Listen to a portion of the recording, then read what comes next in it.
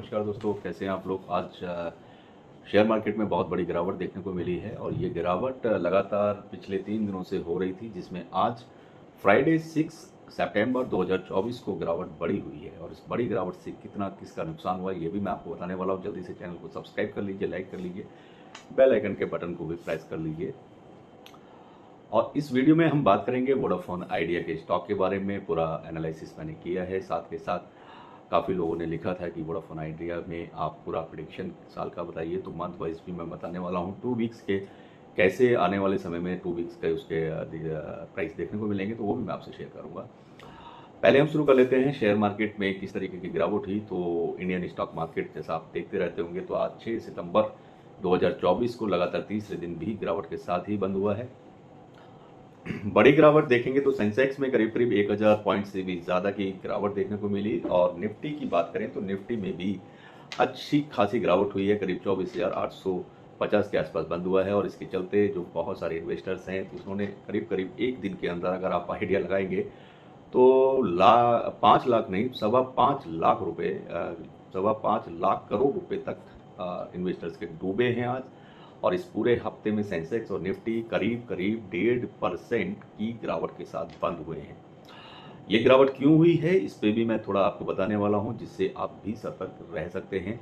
अगर आपके स्टॉक्स में आपके लॉसेस बढ़ रहे हैं तो भी आप मुझे लिख सकते हैं। ये बहुत ही क्रूशियल टाइम कुछ ऐसा देखने को मिल सकता है आने वाले समय में भी, जिसमें आपको एकदम से सतर्क रहना है। जो हम बात करेंगे सभी सेक्टर्स के बारे में, तो बहुत सारे ऐसे सेक्टर्स हैं जिसमें इंडेक्स जो है मैक्सिमम जो भी सेक्टर्स हैं सभी में लाल निशान में ही बंद हुआ है। और सबसे अधिक अगर गिरावट की बात करेंगे तो उसमें रहा है ऑटो सेक्टर, ऑटो के साथ में सरकारी banks, oil and gas, media, telecom, IT sector, साथ में रियलिटी के शेयर्स में भी गिरावट हुई है। बीएसई का मिड कैप इंडेक्स की मैं बात करूंगा तो वो करीब करीब 1.5% के आसपास गिरा है। वहीं स्मॉल कैप इंडेक्स की हम बात करें तो स्मॉल कैप इंडेक्स भी 1% डाउन गया है, यानी कि गिरावट देखने को मिली है। जब मार्केट क्लोज हुआ है तो बिल्कुल कारोबार के अंत में आप देखेंगे तो बीएसई सेंसेक्स करीब 1017.23 पॉइंट के साथ में गिरावट देखी गई, यानी कि 1.24% की गिरावट सेंसेक्स में हुई है। और एनएससी की में जो आप देखते हैं 50 शेयर्स का जो इंडेक्स है निफ्टी में भी करीब करीब 1.17% की गिरावट के साथ में बंद हुआ है। तो ये गिरावट लगातार देखने को मिली है। और जो डूबे हैं पैसे 5 लाख करोड़ रुपए डूबे हैं। तो जो भी कंपनियां बीएसई में लिस्टेड हैं उनका कुल मार्केट कैपिटलाइजेशन भी घट गया है। 6 सितंबर को घटाकर 460 लाख करोड़ के रुपए पर आ गया है, जो पिछले अगर आप थर्सडे की बात करें या फिर 5 सितंबर की अगर आप बात करेंगे तो उस समय 465 लाख करोड़ रुपए से ज़्यादा का था। इसी तरह बीएसई में लिस्टेड कंपनियों का मार्केट कैप आज करीब करीब 5.22 लाख करोड़ रुपए का घट गया है, यानी कि घाटा हुआ है। दूसरे शब्दों में अगर मैं आपको समझाने की कोशिश करूंगा तो इसमें इन्वेस्टर्स की जो कैपिटल है या संपत्ति जिसको कहेंगे, तो उसमें करीब करीब 5.25 लाख करोड़ रुपए की गिरावट आई है। और जो बात करते हैं सेंसेक्स की, तो सेंसेक्स में करीब 5 सबसे ज़्यादा जो चढ़ने वाले स्टॉक हैं वो भी मैं आपको बता देता हूँ कि कुछ स्टॉक ग्रीन जोन में बंद हुए हैं। गिरावट इतनी तेज थी कि सेंसेक्स के 30 में से 5 शेयर ही आज हरे निशान में बंद हुए हैं। ये आप जाकर के चेक भी कर सकते हैं। इसमें भी जाज जैसे बजाज फाइनेंस है उसके शेयर में 1.22% की तेजी देखने को मिली थी। एशियन पेंट है, जेएसडब्ल्यू स्टील है, हिंदुस्तान यूनिलीवर है, नेस्ले इंडिया है, इनके शेयर में थोड़ी तेजी देखने को मिली है। करीब वो भी बहुत बड़ी तेजी नहीं थी, 0.04% से लेके 1.13% की तेजी देखने को मिली है। तो ये 5 शेयर हैं सेंसेक्स के जो जिनमें तेजी देखने को मिली है, बाकी सभी में गिरावट देखने को मिली है। सबसे ज़्यादा गिरने वाले कौन से स्टॉक रहे हैं सेंसेक्स के, वो भी आपको मैं बता देता हूँ। सेंसेक्स के जो 30 स्टॉक हैं उसमें से 5 की तेजी मैंने आपको बता दी है, और 25 जो बचते हैं जिनमें गिरावट के साथ बंद हुआ है, तो उसमें सबसे पहले नाम आता है स्टेट बैंक ऑफ इंडिया का, यानी कि एसबीआई का शेयर। एसबीआई के शेयर में गिरावट अच्छी खासी हुई है, करीब करीब 4.5% के आसपास की गिरावट के साथ में सबसे बड़ा लूजर्स रहा है आईसीआई बैंक। ये इसमें भी गिरावट देखने को मिली है। एनटीपीसी है, एचसीएल टेक्नोलॉजी है, रिलायंस इंडस्ट्रीज के शेयर में करीब करीब 1.9% से लेकर 2.09% की गिरावट देखने को मिली है। तो ये गिरने वाले स्टॉक रहे हैं। सेंसेक्स के बाकी शेयरों का भी हाल अगर आप देखना चाहते हैं तो आप उसकी स्टडी कर सकते हैं, वीडियो बहुत लंबा हो जाएगा। तो इस तरह तो ये मार्केट का रुझान रहा। अब बात करेंगे इसके साथ में कि कहाँ है या कैसा रहने वाला है वोडाफोन आइडिया में।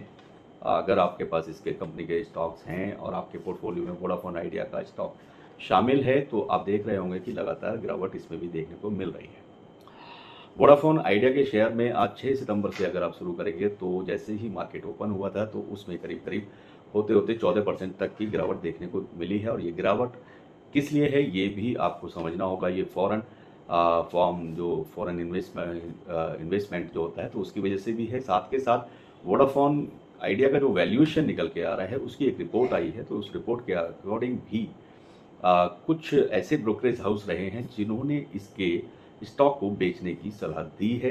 एक ये बड़ा कारण भी इसके गिरने का रहा है। साथ के साथ मार्केट गिरा है क्योंकि मार्केट में सेलिंग बहुत हाई रही है। जहां भी जिधर भी देखा तो वो लोग प्रॉफिट बुक करने के चक्कर में वो हमेशा मार्केट गिरता रहा।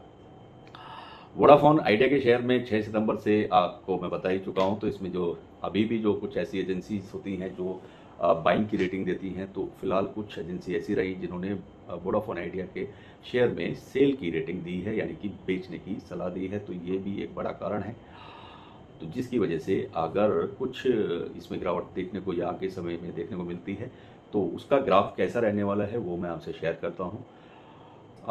उसमें शुरू से अगर मैं लेके चलूँगा तो जैसे आप देखेंगे कि एक सेकंड, अगर 52 वीक्स की अगर आप लो और हाई की बात करें तो 52 वीक्स का जो लो रहा है वोडाफोन आइडिया का वो 9 रुपये 55 पैसे इसका लो है। और 52 वीक्स का हाई करीब 19 रुपये 18 पैसे इसका रहा है। तो ये तो इसका 52 वीक्स का लो और हाई रहा है और अभी इसमें सेलिंग देखने को मिल रही है।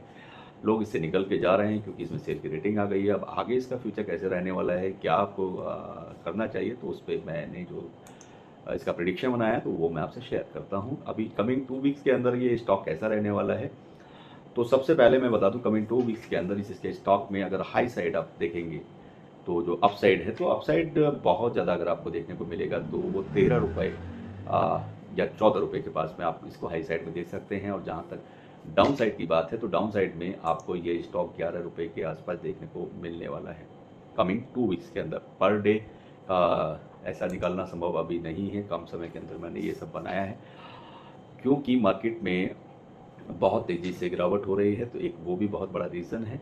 अब बात करेंगे इसके मंथ वाइज की, तो मंथ वाइज में अगर आप देखें तो अक्टूबर आने वाला है, सितंबर अभी चल रहा है, तो अक्टूबर में इसमें करीब करीब आप देखेंगे ऐसा भी हो सकता है कि 4 से 5% की गिरावट देखने को मिले। तो ये स्टॉक आपको 9 रुपये की रेंज में भी देखने को मिल सकता है। सेम वही नवंबर में भी ये 9 सवा 9 रुपये की रेंज में देखने को मिल सकता है। 7 रुपये की रेंज तक देखने को मिलने वाला है ये करीब करीब आपको दिसंबर में। तो इस स्टॉक में क्या करना है ये आपको कुछ समझ में आ रहा होगा। पहले भी अगर मैंने कभी इस पर कोई वीडियो बनाई है तो हमेशा इसको हाईली रिस्क वाली जोन में मैंने हमेशा इस स्टॉक को रखा है और उसके रिजल्ट सामने आने लगे हैं।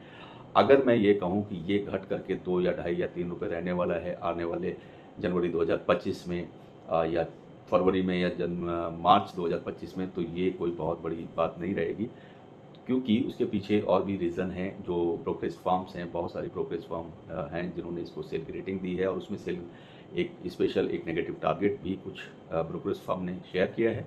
तो उनके ब्रोकरेज फर्म के जो टारगेट हैं जो कमिंग आने वाले समय में, तो वो उसको 3 रुपये 4 रुपये की रेंज में भी देख रहे हैं। तो जिससे ये इंडिकेशन मिल रहा है कि आने वाले समय में इस स्टॉक में और भी बड़ी गिरावट देखने को मिल सकती है। तो प्लीज़ बी अलर्ट और वोडाफोन आइडिया के स्टॉक से फ़िलहाल तो दूरी बनाकर रखना चाहिए। फिर भी अगर आप इसी तरीके के किसी और भी स्टॉक में फंसे हुए हैं तो आप मुझे लिख सकते हैं। आप किसी भी कंपनी के स्टॉक के बारे में जानना चाहते हैं तो वो भी मुझसे आप शेयर कर सकते हैं। जैसे ही आप कमेंट में लिखते हैं तो हम उस पर वीडियो बनाने की हमेशा कोशिश करेंगे और वैसे मैं कमेंट में हमेशा जवाब भी देता हूँ।